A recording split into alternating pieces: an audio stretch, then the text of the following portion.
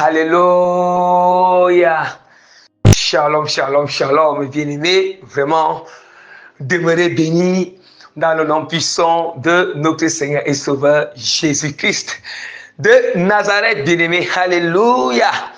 Vraiment que la grâce, la grâce vraiment du salut du Seigneur soit votre partage, bien-aimés. La grâce des 9 fruits du Saint-Esprit, vraiment l'amour, la douceur, la joie, la paix, la patience, la maîtrise de soi, la bonté, la bienveillance, la foi, la fidélité, soit votre partage et mon partage. Que la grâce vraiment de la soumission totale à la parole de Dieu soit votre partage et mon partage. Que la grâce de mener une vie de sanctification complète, totale, l'intérieur, extérieur, déploiement du cœur, qui est encore l'âme, l'esprit et le corps totalement qui est l'extérieur, soit votre partage et mon partage aussi. Et aussi le partage de tous ceux qui sont répandus partout dans le monde entier, qui ne vont pas aussi écouter ce message au nom puissant de Jésus-Christ de Nazareth. Amen. Bien aimé, vraiment, je vais recommander ce moment rapidement entre les mains du Seigneur.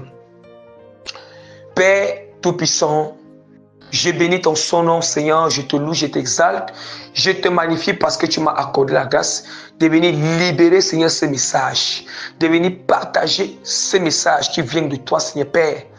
Éternel Dieu, la Père Tout-Puissant, Seigneur, je te dis merci, tous les messages que tu continues à donner, je te dis merci à chaque fois que tu me donnes la force de venir libérer tes messages, Père. Merci, Père, parce que tu continues à sauver toutes les âmes partout dans le monde entier. Et aussi parce que tu continues à utiliser tes autres serviteurs puissamment qui sont répandus partout dans le monde entier, Père. Seigneur, je te confie ce moment, Seigneur, entre tes mains, car tu dis dans ta parole, Père Tout-Puissant, Seigneur. Ce n'est ni par la force, ni par la puissance, mais c'est par ton esprit, dit l'Éternel Père. Seigneur, je reconnais vraiment que ce n'est ni par ma force, ni par ma puissance. Voilà pourquoi je te confie, Seigneur, ce moment entre tes mains, afin que tu viennes prendre total contrôle, Père. Afin que, Père, tu viennes conduire ce moment, Seigneur, totalement, Seigneur, Père. Afin que, Père, tu viennes saisir ma langue, saisir ma bouche, Père. Afin que, Père, tu viennes toucher les cœurs, Seigneur, Père. Tu viennes vivifier ce message, Père. Tu viennes transformer les cœurs. Tu viennes transformer, Seigneur, les cœurs, Seigneur Père, au nom puissant de notre Seigneur et Sauveur Jésus-Christ de Nazareth. Amen. Bien-aimé, vraiment, par la grâce que l'Éternel m'accorde, je me présente humblement comme le moindre parmi tous les serviteurs de Dieu.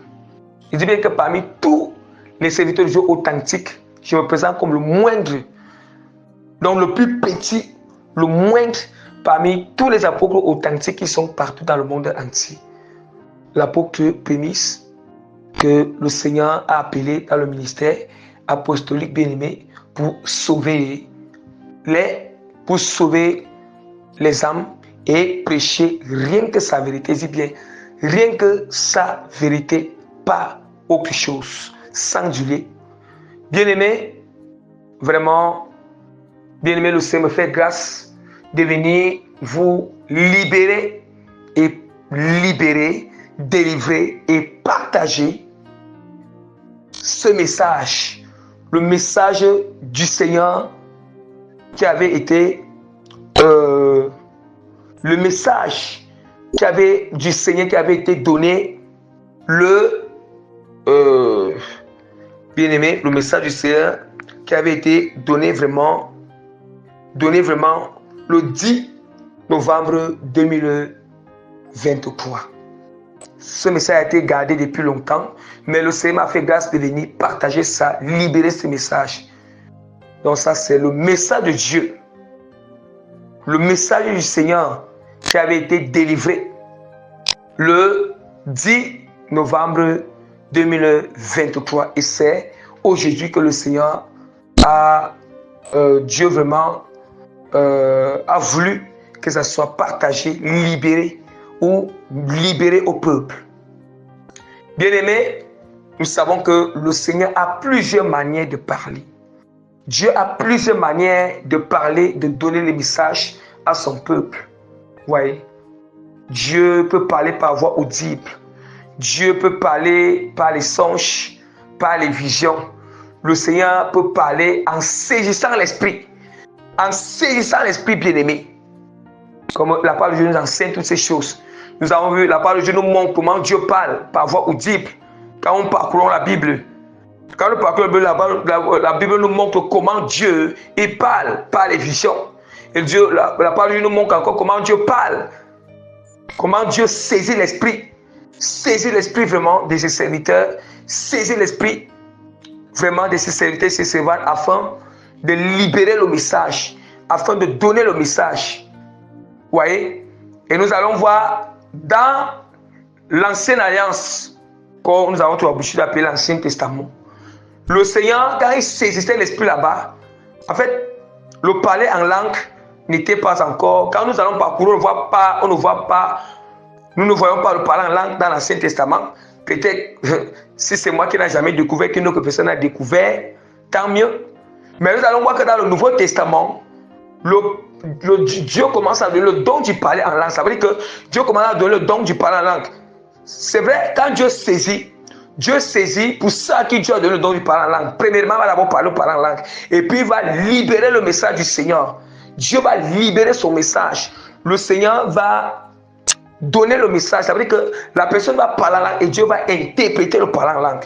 C'est vrai aussi, donc toujours à l'aide de la grâce, Dieu saisit l'esprit, non pas besoin de parler en langue. Il peut saisir, l'esprit commence à libérer le message du Seigneur en direct.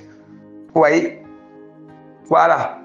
Là, c'est dans le cas de beaucoup plus, le cas de ce qui se passait dans l'ancienne alliance. Mais nous allons voir que dans la nouvelle alliance, à l'aide de la grâce, quand Dieu saisit, quand le Seigneur saisit, si la personne a le don du parler en langue, il commence à parler en langue et Dieu interprète ce parler en langue. Une fois, à travers le don du parler en langue, le don d'interprétation qui est aussi sur la personne. Bon, moi particulièrement, la manière que le Seigneur donne souvent les messages, vous voyez, le Seigneur donne le message, le Seigneur, il saisit mon esprit.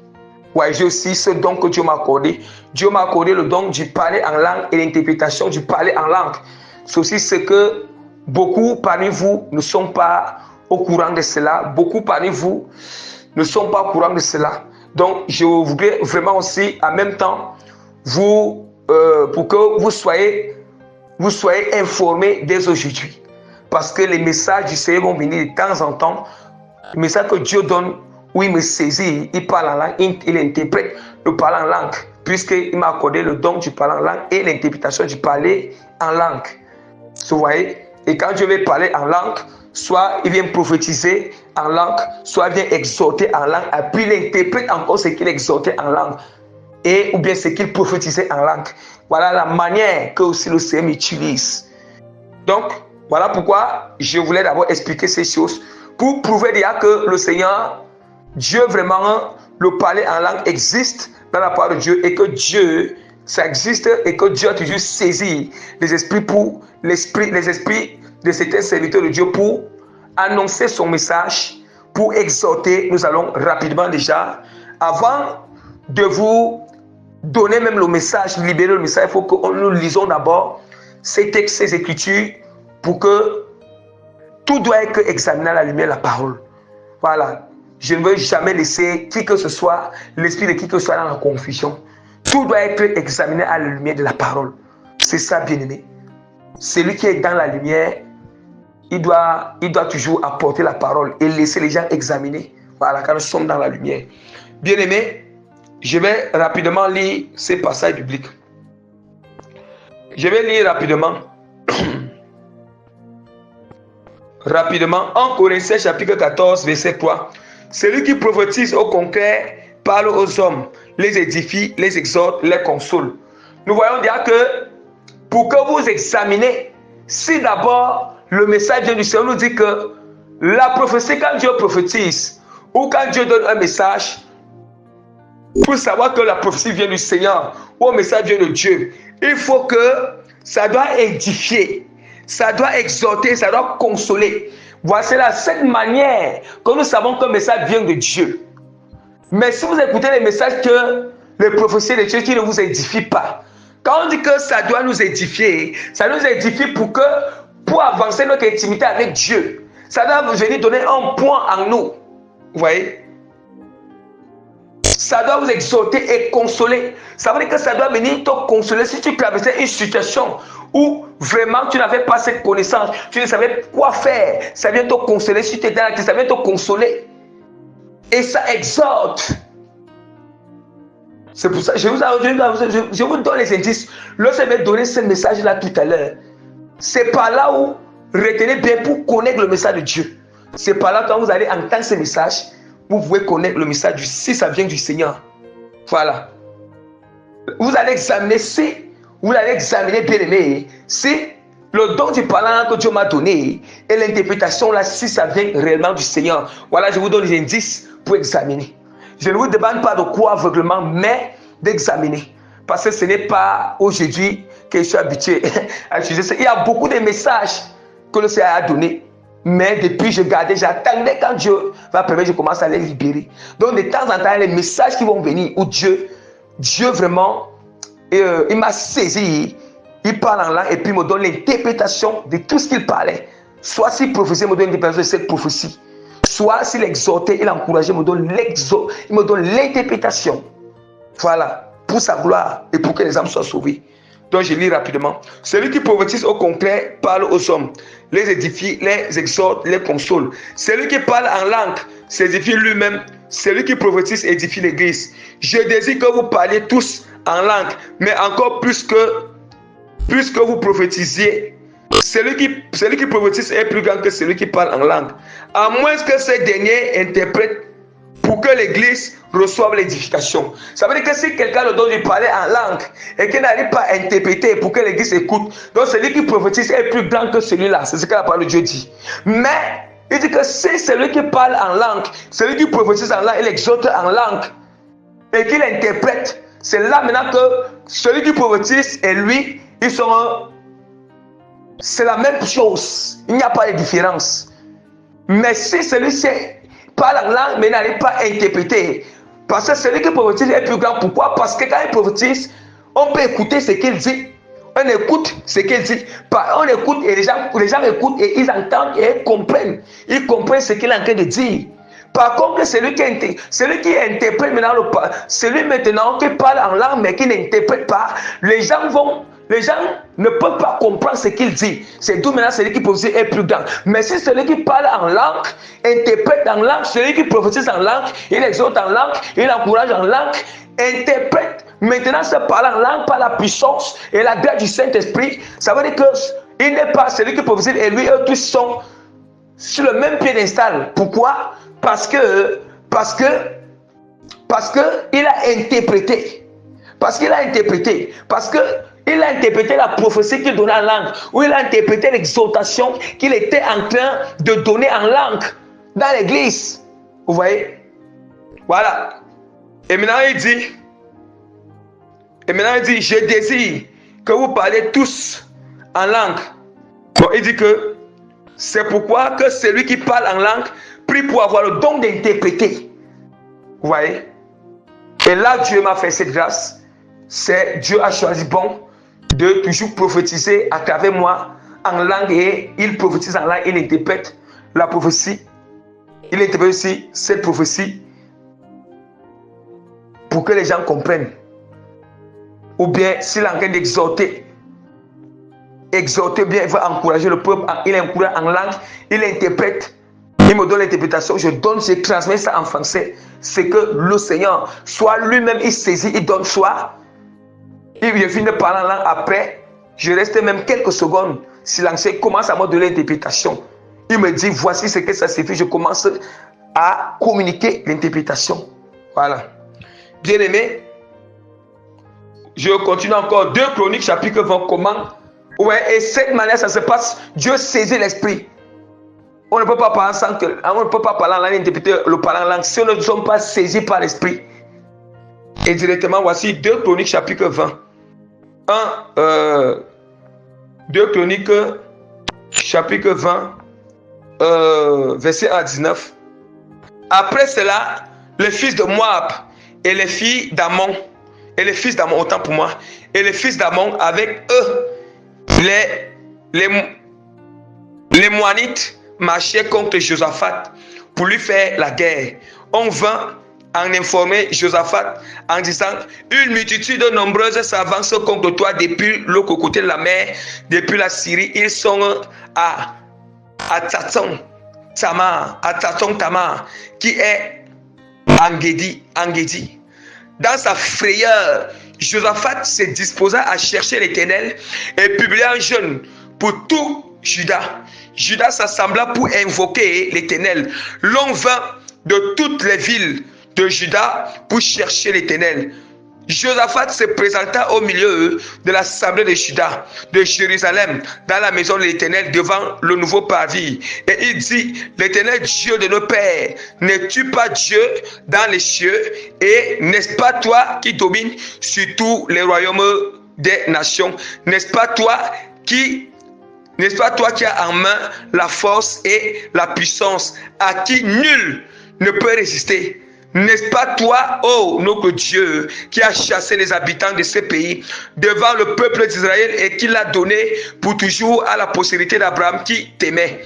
Et ils l'ont habité et ils l'ont bâti un sanctuaire pour ton nom, en disant: s'il le survient quelque calamité, l'épée, le jugement, la peste ou la famine, nous ne présenterons devant toi cette maison.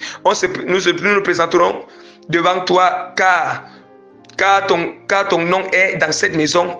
Nous crions à toi du sang de nos détresses, et tu exauceras et tu sauveras. Maintenant, voici les fils d'Amon et de Moab, ceux de la montagne de Séir, chez lesquels tu n'as pas permis à Israël d'entrer quand il venait au pays d'Égypte, car il s'est détourné d'eux et ne les a pas détruits.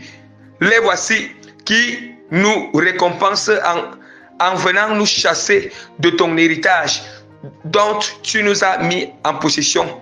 Ô notre Dieu, n'exerceras-tu pas tes jugements sur eux? Car nous sommes sans force devant cette multitude nombreuse qui s'avance contre nous, et nous savons que faire, mais nos yeux sont sur toi. Tout Juda se tenant debout devant l'Éternel avec leurs petits enfants, les femmes et les fils. Alors l'Esprit de l'Éternel saisit au milieu de l'assemblée Jacaziel. Écoutons très bien. Alors, pour que vous compreniez que le Seigneur, dans le Nouveau Testament, quand il saisissait, il saisit l'Esprit prophétise. Mais là, il parle en français. Mais dans le Nouveau Testament, Jésus-Christ nous a accordé le don du parler en langue. Donc tout ça, ça parle la même chose. Tu prophétises là, tu interprètes le parlant, ça revient à la même chose. Alors l'Esprit de l'Éternel saisit au milieu de l'assemblée Jacaziel, fils de Zacharie, fils de Benaja, fils de Jaël, fils de Matania, lévite, donc les fils d'Azaph. Et Jacaziel dit: soyez attentifs, tout Juda, l'Esprit de Dieu a saisi. C'est Jacaziel, ce que Jacaziel dit. Jacaziel dit: soyez attentifs, tout Juda, habitant de Jérusalem, et toi, roi Josaphat, ainsi parle l'Éternel. Ne craignez point et ne vous effrayez point devant cette multitude nombreuse, car ce ne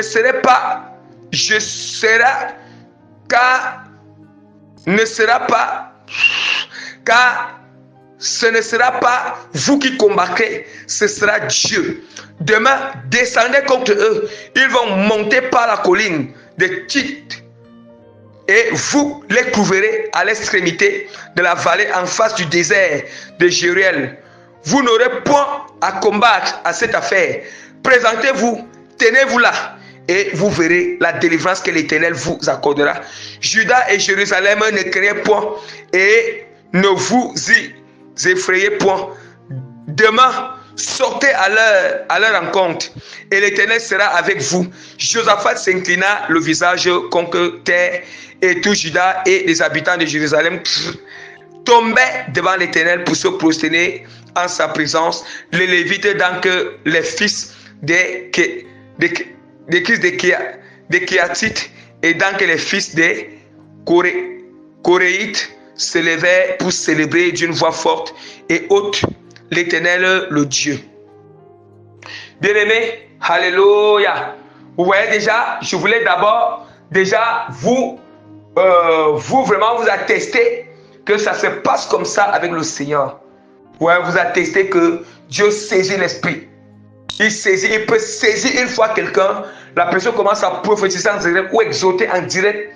Dieu le saisit, il exhorte en direct. Comme il peut saisir d'abord la personne commence à parler en langue. Et puis, il donne l'interprétation du parler en langue à la personne. La personne peut prophétiser en langue et il donne l'interprétation du parler en langue. Je vous ai parlé, je vous ai montré déjà tout ça. Maintenant, je vais vous donner le message proprement dit. Le message proprement dit de l'Éternel, bien-aimé. Bien-aimé, voici le message du Seigneur. Voici le message de Dieu. Le message du Seigneur bien-aimé qui avait été délivré à travers son simple serviteur que je suis depuis le 10 novembre 2023. Bien-aimé, voici ce que le Seigneur dit dans sa parole. Voici ce que Dieu a parlé ce jour-là. Bien-aimé, on était en pleine séance de prière. En pleine séance de prière parce que Dieu ne peut que saisir l'esprit et parlant là, interpréter. Si une personne, si il y a 2 personnes dans la prière ou 3 et plus, voilà. Voici maintenant dit. Quand il dit que saisir pour interpréter, bien interpréter, l'interprète à haute voix pour dans l'assemblée. Voilà. Le Seigneur commença, l'Esprit de Dieu commença. Je suis celui qui était, qui est et qui doit venir. Voilà. Mes enfants, si parfois vous posez autant pour moi, vous posez des questions, pourquoi j'utilisais les apôtres comme ça? Pourquoi j'ai utilisé tel ou plusieurs serviteurs puissamment? C'est parce qu'ils ont répondu totalement à leur appel. C'est parce qu'ils avaient réussi au test. Au test, bien-aimé. Et lorsque je parle des tests, il y a plusieurs tests. Et maintenant, voici, l'Esprit du Seigneur commence à citer quelques tests. Test d'humilité, test de foi, test de maîtrise, test de patience, test d'amour, test de bonté, test de douceur, test d'obéissance, test de miséricorde, test de pardon. Bien-aimé, le Seigneur, il s'est arrêté sur ces tests-ci. Mais il y en a plusieurs tests, mais c'est d'abord arrêté là pour donner quelques exemples des tests, bien-aimés. Mais je continue à dire exactement ce qu'il a dit avant de porter. Dès qu'il avait dit fin de message, je pourrais donner une petite exhortation. Mais je répète exactement ce qui est là. Et je teste tout. Et je teste tout. Et lorsque je teste et que vous avez réussi à tous ces tests, en ce moment-là, je vous utilise puissamment. Ne voyez-vous pas si vous échouez l'un des tests et que je commence à vous utiliser puissamment, n'est-ce pas, ça sera un obstacle? N'est-ce pas, ça peut être une porte où l'ennemi peut scandaliser mon nom, scandaliser mon œuvre. Je continue. Le Seigneur continue à dire, acceptez d'endurer pour mon nom, pour ma parole, pour le ciel, pour la vie éternelle. Acceptez d'endurer, supporter. Lorsque je prends mon temps pour vous bâtir, c'est parce que je ne veux pas d'échec à la mission que j'ai confiée à chacun et à chacune de vous. Ne vous posez pas trop de questions lorsque je prends le temps. Je sais ce qui est nécessaire. Je sais ce qui est important pour vous. Je sais ce qu'il vous faut. Je sais et je prends du temps pour vous bâtir. Ne constatez-vous pas que tous ceux qui ne veulent pas accepter, qui ne veulent pas patienter, que je la bâtisse jusqu'à ce que j'atteste? Ne constatez-vous pas comment ils font l'œuvre du Seigneur dans le désordre? Ils font mon œuvre dans le désordre. Il continue à dire,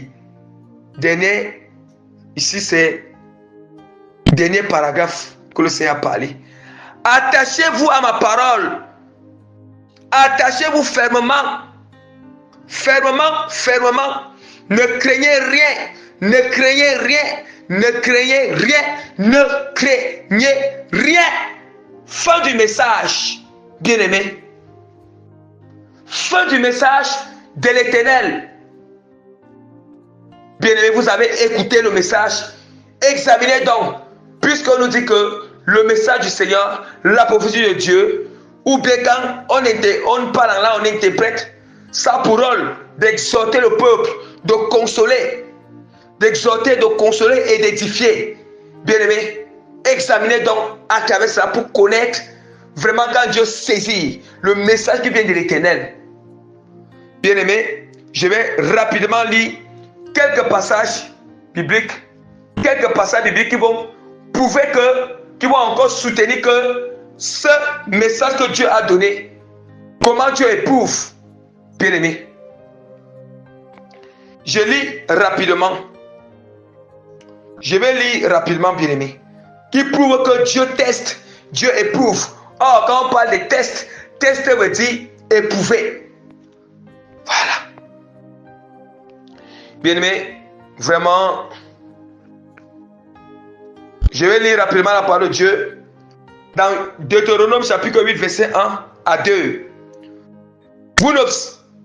Vous observerez et vous mettrez en pratique tous les commandements que je vous prescris aujourd'hui, afin que vous viviez, que vous vous multipliez et que vous vous ancrez en possession du pays que l'Éternel a juré de donner à vos pères. Souviens-toi de tout le chemin que l'Éternel ton Dieu t'a fait pendant ces 40 années dans le désert, afin de l'humilier et de t'éprouver pour savoir quelles étaient les dispositions de ton cœur et si tu gardais ou non ces commandements. Vous voyez déjà comment Dieu a éprouvé, il a testé les Israélites dans le désert pendant 40 ans, bien-aimés. Pendant 40 ans, ils les ont fait manger la même nourriture, la manne, bien-aimé, dans le désert. Dieu les testait pour voir s'ils peuvent obéir au Seigneur. Ça, c'était le test d'obéissance. En même temps, c'était un test de foi, bien-aimé. En même temps, c'était un test de patience. En même temps, c'était un test de patience. Bien-aimé, le Seigneur teste même les fruits du Saint-Esprit. Dieu va tester si tu as l'amour, le test d'amour. Et quand Dieu vous teste en toutes ces choses, il va mettre des circonstances devant vous, qui vont vouloir les circonstances devant vous. Et c'est face à ces circonstances, Dieu va voir si tu vas mettre sa parole en pratique. Dieu va voir si tu vas manifester l'amour. Dieu va voir quand Dieu te teste, il te fait un test d'amour. Il éprouve ton amour. Il te teste un test d'amour. Dieu va mettre une circonstance devant toi si vraiment tu vas manifester l'amour. Que ce soit une circonstance négative ou positive. Bien aimé, n'est pas seulement dans ta pensée, ne regarde pas seulement le sens que la chose te fait du mal. Non, mais brandis ton amour. Mais oui, mets ton amour en pratique, bien-aimé. Mets ton amour en pratique. Le Seigneur va te tester, il va faire le test de foi. Il va permettre des circonstances négatives et positives, que ça se manifeste, que cela se présente devant toi. Bien-aimé, manifeste la foi. Test d'obéissance, Dieu va permettre des circonstances négatives ou positives, bien-aimé, se présenter devant toi. Bien-aimé, obéis à la parole face à la situation. Même si tu as raison, obéis à la parole face à la situation. Même si, bien-aimé, tu sens que la chose est compliquée, tu sens que oui, c'est la négativité, quelqu'un t'a fait du mal, bien-aimé. Qu'est-ce que la parole de Dieu dit face à ce qui t'arrive? Qu'est-ce que la parole de Dieu dit face, bien-aimé, à la situation qui est devant toi, bien-aimé? Mets la parole en pratique, bien-aimé. Mettez la parole en pratique, bien-aimé.